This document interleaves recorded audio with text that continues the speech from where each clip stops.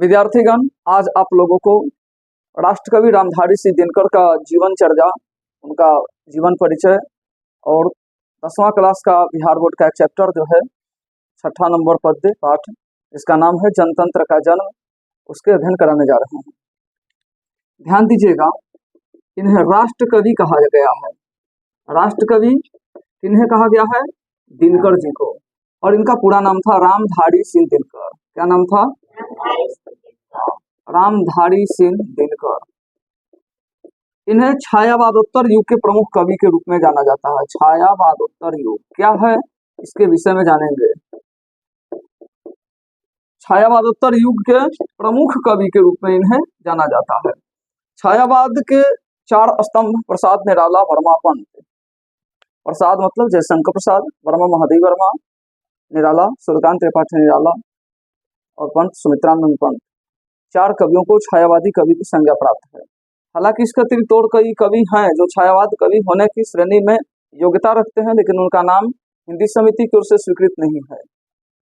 इनका जन्म 23 सितंबर 1908 को हुआ था। 23 सितंबर 1908 को इनका जन्म हुआ था। सही बोल रहे हैं, क्यों गलत बोल रहे हैं? सही है, हाँ तो ठीक है।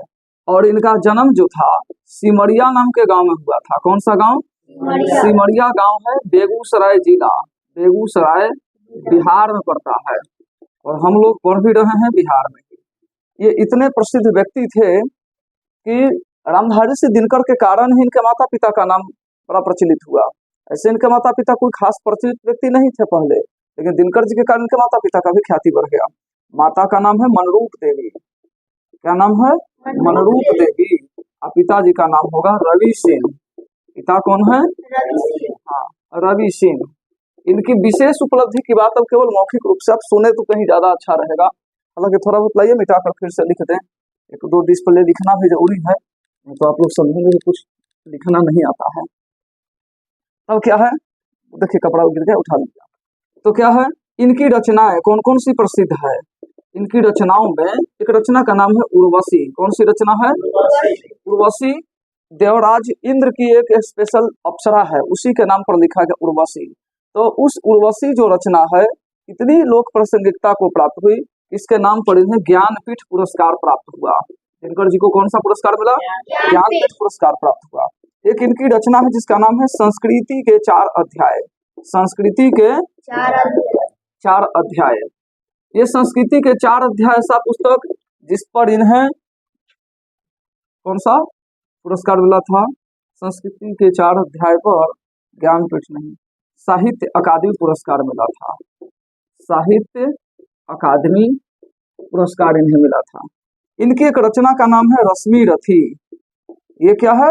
रश्मि रथी। तो रश्मि रथी महाभारत का एक स्पेशल योद्धा है जिनका नाम है कर्ण। रथी इधर से लिखाएगा, ठीक ना? तो क्या है, महाभारत के एक विशेष योद्धा कर्ण। कर्णस्य दानवीरता, जानते हैं कर्ण की दानवीरता कितनी है?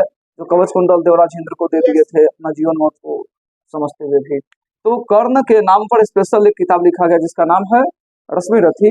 और रश्मि रथी ऐसी प्रसिद्ध पुस्तक रही है कि जो 70-80 के दशक में, 1970-1980 के आसपास में बिहार बोर्ड में पूरा बुक चलाया जाता था। पूरा एगो बुकवे चलता था, रश्मि रथी पूरा पढ़ना पड़ता था। 7 सर्गों की किताब है, 7 सर्ग। और पूरे भारत में कोई ऐसा व्यक्ति नहीं होगा जो रश्मि रथी का 1-2-4 लाइन याद नहीं किया होगा। जहां से भी अगर लगता है कि मोटिवेशन की बहुत बड़ी लाइन मिलती है, वो रश्मि रथी की ही है। जैसे कि मानो जब जोड़ लगाता है पत्थर पानी बन जाता है। सुने हैं कभी? ये कहाँ लिखा हुआ हो सकता है? रश्मि रथी में ही। अगला बात ये सुने होंगे आप लोग, जब नाश मनुज पर छाता है पहले विवेक मर जाता है। ये बात भी कहाँ लिखा हो सकता है? रश्मि रथी में। रश्मि रथी का शुरुआती चरण कहाँ से होता है? होनहार मान खोजते नहीं जग में, पुत्र बतला के पाते हैं जगत में प्रसिद्धि, अपना कर्तव्य दिखला के। महान व्यक्ति कभी भी ये बोलते नहीं है कि मैं ये हूँ, मेरा परिचय ये है। वो ऐसा कुछ हरकत दिखाना शुरू करते हैं तो लोग जान जाते हैं कि सबसे हटकर है। हिंदी सलाहकार समिति के अध्यक्ष बने। हिंदी सलाहकार समिति के, सरकार के अध्यक्ष बने। हिंदी सलाहकार समिति के अध्यक्ष बने। और जब ये दिल्ली गए तो क्या हुआ कि इनको 4 साल के अंदर में 22 बार ट्रांसफर किया गया। 4 साल के अंदर में कितने बार ट्रांसफर हुए? 22 बार ट्रांसफर। मतलब रोज इनको ट्रांसफर पोस्टिंग होते रहता था। तो काम कैसा करते होंगे? कि जिसके अंदर में काम करते थे अंग्रेज के अंदर में, अंग्रेजों को तबाह किए हुए रहते थे। अंग्रेज कहता था कि तुमको इतना ट्रांसफर करेंगे ना, तू बदली कराते कराते एडजस्ट करते करते परेशान रहेगा। ये भी समझा दिए अंग्रेज को कि बेटा तू बढ़िया से पंगा लिया है, अभी तुमको पता चलेगा, ठहरो ठहरो हम कुछ काम करते हैं। इन्होंने वो किताब लिखा बड़ा स्पेशल, उसका नाम है प्रणभंग। कौन सा किताब है? एक किताब का नाम है कुरुक्षेत्र। कौन सा किताब? कुरुक्षेत्र। कुरुक्षेत्र किताब तो महाभारत युद्ध की एक स्थली है कुरुक्षेत्र। तो कुरुक्षेत्र ऐसा प्रसिद्ध किताब रहा, पूरे दुनिया का 174वां सबसे प्रसिद्ध किताब, दुनिया का 174वां नंबर किताब, पूरे दुनिया भर में जिसकी प्रसिद्धि रही। और इतने सारे किताब लिख लिए, जरा सोच लीजिएगा कि जहां जाते थे ट्रांसफर पोस्टिंग करवाता था अंग्रेज, जहां जाते थे वहां जाकर के अपनी किताब की प्रचार करते थे। इनके किताब पढ़ते लोग, इनके व्यक्तित्व के बड़े कायल हो जाते, इनका फैन फॉलोवर हर जगह बढ़ता चलता। कोई टेलीविजन नहीं, कोई रेडियो नहीं, ऐसे ही अपना ब्रांडिंग खुद का बनाते चले। हालत ये रहा कि अंग्रेज लगा होगा कि इसको नौकरी से हटा देंगे तो भुखमरी में आ जाएगा, लेकिन मालूम है जमींदार घराने से भी थे। और ऐसे हालत में जरा सोच लीजिएगा, इनको 20,000 रुपया अगर अंग्रेज पेमेंट देता होगा ना, तो 2 लाख रुपया तो इनको खाली किताब से कमीशन आता होगा। तो क्या नौकरी को फिर में रहेंगे? इनको हटा देगा तो घर बैठ जाएंगे तो क्या होगा? अंग्रेज इनको नौकरी से हटा नहीं पाया, और अंग्रेज को ही ये देश से हटा दिए। इतने बड़े खिलाड़ी निकले, और एक शिक्षक के साथ साथ एक नेता और एक बड़े प्रसिद्ध लेखक, दार्शनिक और समाज के लिए बहुत बड़े शुभचिंतक व्यक्ति रहे हैं। रामधारी सिंह दिनकर की कृति अब तक आप लोगों ने समझा। अब आप अंदाजा लगा रहे होंगे कि रामधारी सिंह दिनकर के शब्द जब ऐसे हैं, इनकी कृति ऐसे हैं, तो इनकी रचनाएं कैसी होती होंगी। जरा सोचिएगा कि अंग्रेज इनको नौकरी से हटाने के लिए सोचा होगा, इसीलिए तो 22 बार ट्रांसफर किया 4 साल में। तो जब 4 साल में 22 बार ट्रांसफर किया, ये सोच करके कि तुमको हम नौकरी से निकाल देंगे, ये भी ऐसे योद्धा जो बोले कि बेटा तू मुझे अगर नौकरी से निकालेगा तुमको देश से निकाल सकते हैं। अंग्रेज से विरोध लेना मतलब सामान्य बात नहीं थी। अंग्रेजों का उस समय लहर, शासन प्रशासन करीब करीब 50 से ऊपर देशों में चल रहे थे। 50 से ऊपर देशों का राजा एक होता था अंग्रेज, और उस 50 देशों के एडमिनिस्ट्रेटिव कैपेसिटी के साथ एक बार टकरा जाना एक व्यक्ति को, और इनको अपने आप को भरोसा रखना कि आने वाले दिनों हम ऐसे युवा गढ़ेंगे देश में कि जो अंग्रेजों के विरोध के लिए अपना खून पसीना लगा देंगे। तो अंग्रेजों को भगाने के लिए कोशिश की गई है। क्या कोशिश किया गया इनकी ओर से? आप लोग जानते होंगे कि देशभक्ति के लिए अनेक ऐसे गाने गाए गए, जिसको गाना सुनने के बाद में लोगों में देशभक्ति का रग रग में एक प्रकार से उत्तेजना सवार होने लगता है। तो उस तरह से इन्होंने कविता लिखी है स्पेशल देशभक्ति को जागृत करने के लिए, जिसका नाम है जनतंत्र का जन्म। जनतंत्र का जन्म। जनतंत्र मतलब जानते हैं? डेमोक्रेसी। डेमोक्रेसी मतलब भारत अब आजाद हो जाएगा और हम लोग जनता अपना शासन तंत्र स्वयं चलाएंगे। इस नाम पर उन्होंने जनतंत्र का जन्म एक कविता लिखा, और ये कविता बच्चे बच्चे को याद रहना चाहिए। एक एक भारत के लोगों के जिह्वा पर ये कविता होनी चाहिए। और ये कविता क्या है? तो सबसे पहले आप लोग अभी ये बतलाएं कि किसी व्यक्ति को चेतावनी फाइनली कितना बार में दिया जाता है? 1 बार में, 2 बार में कि 3 बार में? फाइनली चेतावनी कितना बार होता है? 3 बार। बस इतना सबको पता है, जो पता है उसी बात पर काम किया जाएगा। तो 3 बार इस चैप्टर में एक शब्द प्रयोग किया जाएगा कि सिंहासन खाली करो की जनता आती है। हम कविता पढ़ने जा रहे हैं, आप लोग केवल सुन करके बताएंगे। जब भी हम बोलेंगे सिंहासन खाली करो की जनता आती है, तो आप लोग बोलेंगे 1, दूसरा बार सुनेंगे तो क्या बोलेंगे 2, और तीसरा बार सुनेंगे तो बोलिएगा क्या चीज 3। इस प्रकार से अब ध्यान दीजिए। सदियों की ठंडी बूझी राख सुबह उठी मिट्टी सोने का ताज पर इठलाती है, दोराह समय के रथ का घर घर नाद सुनो, सिंहासन खाली करो की जनता आती है। 1, ठीक है।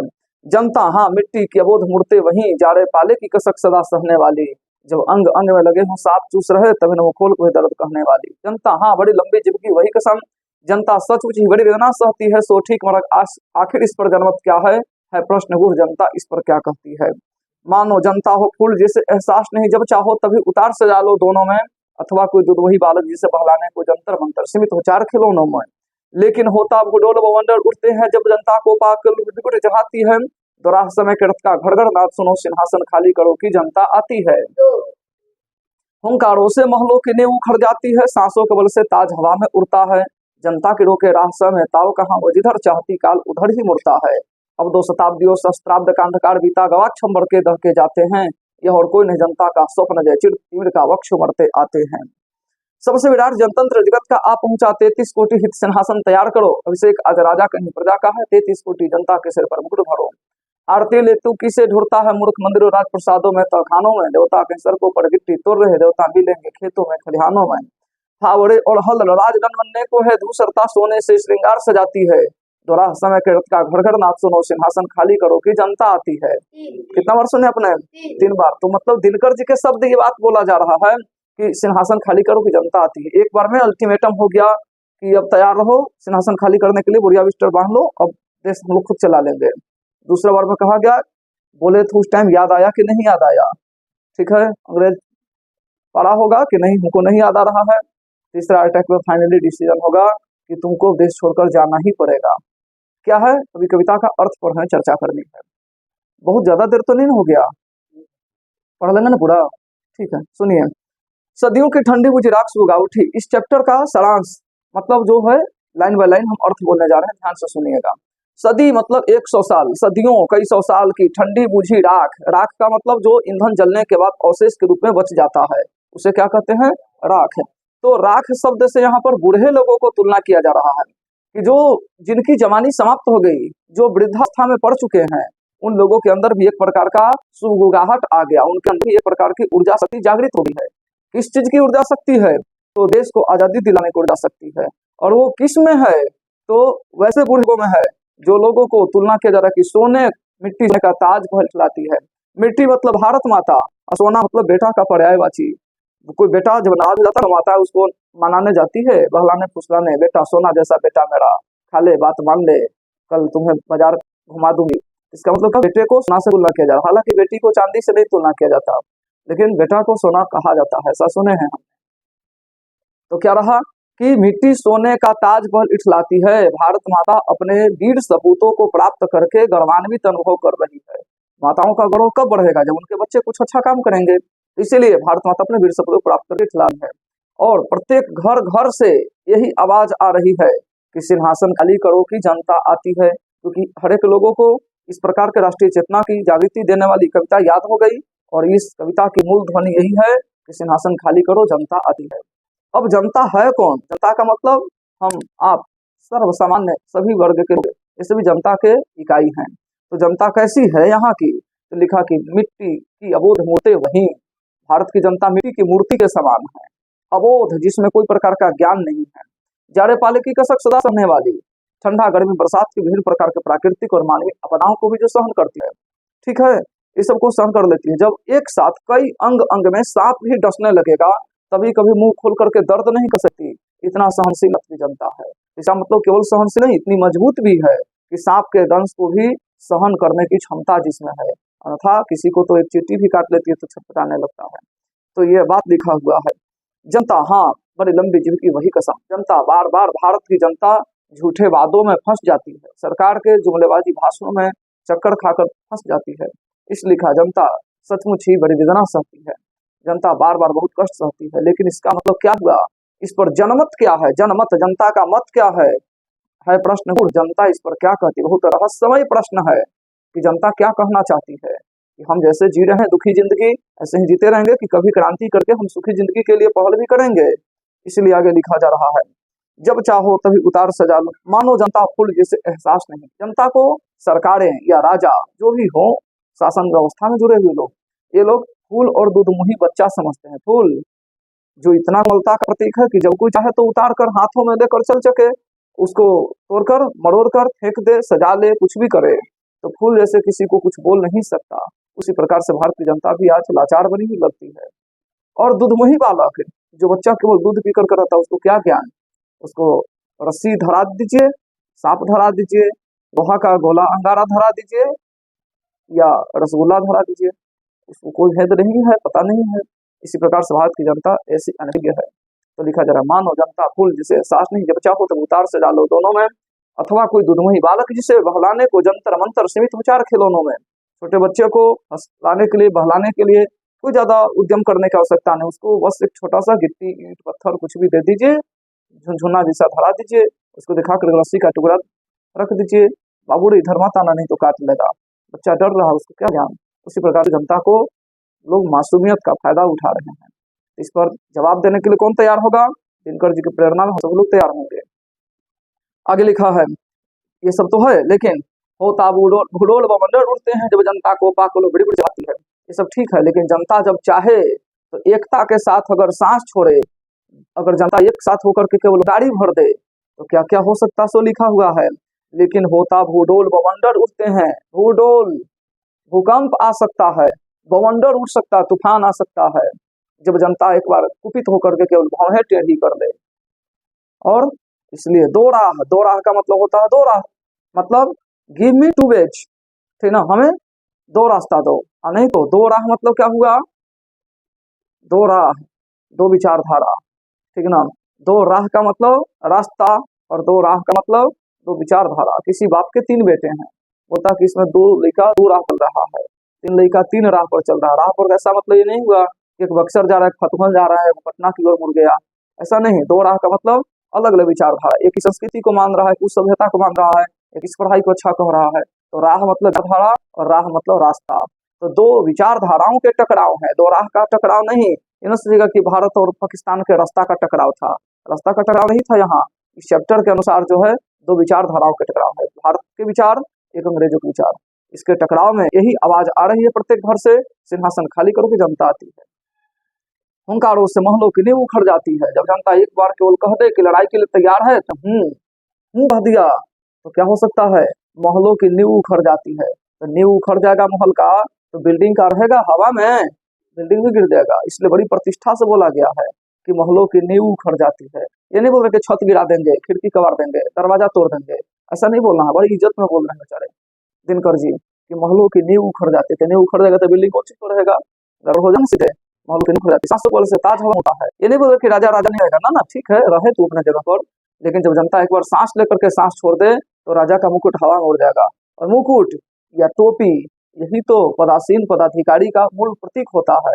सिपाही अलग अलग रैंक का टोपी अलग अलग होता है। गूगल पर कुछ सर्च कर सकता है कि दरोगा का टोपी कैसा होता है, एसपी का टोपी कैसा होता है, डीजीपी का टोपी कैसा होता है।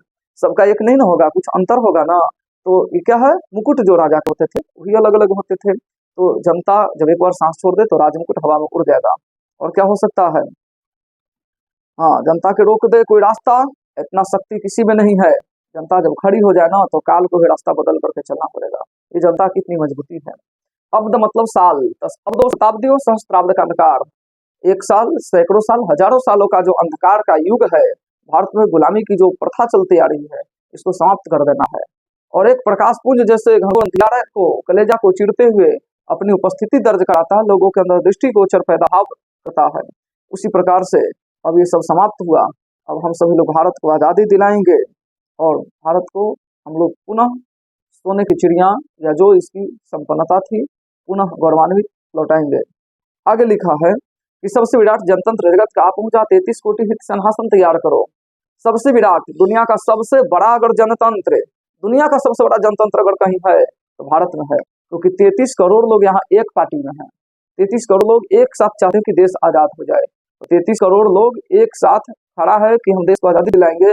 इतनी बड़ी सेना किस देश की होगी, 33 करोड़ किसी का सेना होगा, कैपेसिटी नहीं है। 33 करोड़ भारत की जनसंख्या है ऐसी जो चाहती है कि देश को आजादी मिले। वो दिनकर जी के टाइम, अभी की बात नहीं। अभी तो मालूम है कि 140 करोड़ से ऊपर हो गया भारत की जनसंख्या। ऐसा भारत का जनसंख्या है कि यहाँ इतना युवा लोग हैं कि जितने पूरे दुनिया भर में कोई देश में नहीं है, ठीक ना। पूरे दुनिया का सबसे बड़ा जनसंख्या वाला देश भारत है। अभी भारत के डेट में बहुत अलग अलग चीजें चल रही है। तो लिखा है कि सबसे विराट जनतंत्र जगत का आ पहुंचा, कहाँ पहुंचा, भारत में आ गया। 33 कोटि हित सिंहासन तैयार करो। हित मतलब होता है कल्याणकारी। 33 करोड़ लोग एक दूसरे को कल्याण देना चाहते हैं, एक दूसरे को प्रतिष्ठा देना चाहते हैं। और दूसरे को प्रतिष्ठा हम कब दे पाएंगे, जब हमारे अंदर खुद ही प्रतिष्ठा रहेगी। हमें तभी तो लोग स्वीकार करें जब हम उसकी योग्यता रखेंगे। इसलिए लिखा है कि 33 करोड़ लोग एक दूसरे को सम्मानित करना चाहते हैं। सभी लोग एक दूसरे को सम्मानित तो करेंगे जब देश आजाद होगा, हम लोग अपनी आजादी से जी पाएंगे। इसलिए 33 कोटि हित सिंहासन तैयार करो। सिंहासन मतलब देश आजाद होगा तो ये नहीं सोचना है कि एक व्यक्ति राजा बनेगा, प्रत्येक प्रजाओं का सम्मान बढ़ेगा। इसलिए 33 कोटि हित सिंहासन तैयार करो। अभिषेक आज राजा का नहीं प्रजा का है, किसी राजा का राज्याभिषेक नहीं है, प्रजा का प्रजाभिषेक है। प्रजा का राज्याभिषेक नहीं हो सकता, प्रजा का प्रजाभिषेक है। 33 कोटि जनता के सिर पर मुकुट धरो, प्रत्येक व्यक्ति के सिर पर मुकुट धरो, मतलब ऐसा सम्मान करो कि लोगों को लगे कि हमने आजादी पाया है, तो आजादी का कीमत क्या होता है। आगे लिखा, आरती लेतु की से धुरता मुड़ता साधों में खानों में। दिनकर जी कह रहे हैं कि जो लोग लड़ाई में नहीं आना चाहते, जो अपने आप को बड़ा भक्ति भाव में संलिप्त बताते हैं, उन लोगों को धिक्कार रहे हैं कि अरे मूर्ख है, तुम किसको आरती लेकर मंदिर, मस्जिद और चर्चगृह, गुरुद्वारा जैसे जगहों पर घूम रहे हो। इन जगहों पर देवता नहीं है। देवता कहीं सड़कों पर गिट्टी तोड़ रहे, देवता मिलेंगे खेतों में, खलिहानों में। देवता कहीं सड़क पर गिट्टी तोड़े, खून पसीना से सिंचाई करके जो भारत की अर्थव्यवस्था को मजबूती प्रदान करने के लिए दिन रात उद्यम होते हैं, वैसे लोगों को कहना कि असली देवता। देवता का सबसे पहला अक्षर क्या होता है? दे। जो हमें कुछ दे सके उसको क्या कहते हैं? देवता। वास्तव में जो मंदिर में बैठा वो देवता नहीं हो सकता, वो तो मूर्ति है। इसीलिए लिखा है कि मंदिर और राजप्रसाद में खाओ तो किसको खोज रहे? वो देवता नहीं, आरती लेकर उसको मत खोजो। इन्हें सम्मानित करो जो असली देवता है, जिनके कारण भारत आज खा रहा है, जिनके कारण आज भारत की जनता सुरक्षित अनुभव कर पा रही है। यही लोग हमारे असली देवता हैं। तो इसलिए क्या होगा, जब देश आजाद होगा तो स्वरूप इसका, राजा जिस सिंहासन पर बैठता था, राजा के सिंहासन के बगल में दो लोग लाठी लेकर के खड़े रहते थे, उसका नाम था राजदंड। ये लिखा है कि फावड़े और हल राजदंड बनने को है। दो लाठी, एक फावड़ा का बेत, दूसरा हल पकड़ने वाला हैंडल, ये दोनों राजदंड होंगे, राजा के दंड होंगे। धूसरता सोने से श्रृंगार से जाती है। मिट्टी की जो धूल धूसरी स्थिति है ये समाप्त होगी और यहाँ सोने के आवरण से ढक जाएगी, चमक आ जाएगा, भारत माता पुनः जो है प्रतिष्ठित हो जाएगी। इसलिए धूसरता सोने से श्रृंगार से जाती है। अंतिम बात पुनः वही रिपीटेशन कि दो राह सब कृत का घर घर ना सुनो, रास्ता मुझे दे दो। प्रत्येक घर से ही आवाज आ रही है, सिंहासन खाली करो की जगह आती है। चैप्टर हो गया विद्यार्थी, कैसा लगा बोलिए? ठीक हो गया, धन्यवाद।